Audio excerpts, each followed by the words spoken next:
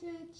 Welcome to week 11 of your timeline signs. This week we're looking at cards 71 through 77, starting with Norman Conquest and feudalism in Europe. So for Norman Conquest, we're going to make an N. You put your two fingers over your thumb. The sign for conquer, again, or conquest, and feudalism in Europe, kind of showing the different classes of social society that they had at that time. So feudalism in Europe. Next is the Crusades. You're just going to make a cross with your fingers.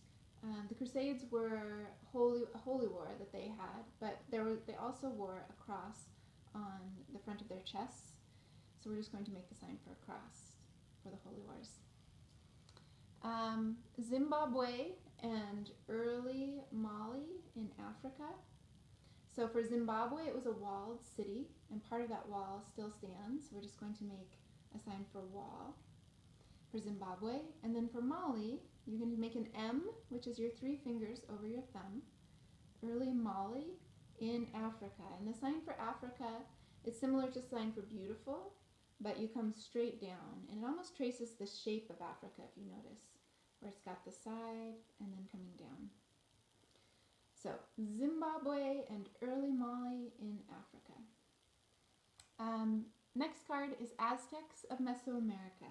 They were known for the pyramids that they built in Mesoamerica. And we're just going to trace the shape of a pyramid, kind of a triangle.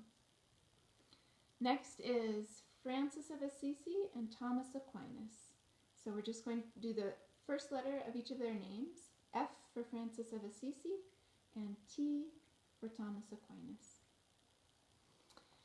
The next one is Japan's shoguns. So you're just going to reach down into your sheath and pull out your sword for Japan's shoguns. That's it. And the last one is Incas of South America. They lived in the mountains in South America. And so we're just going to make the sign for the mountains there for Incas of South America. And that is week 11. Nice job, you guys. We're almost there.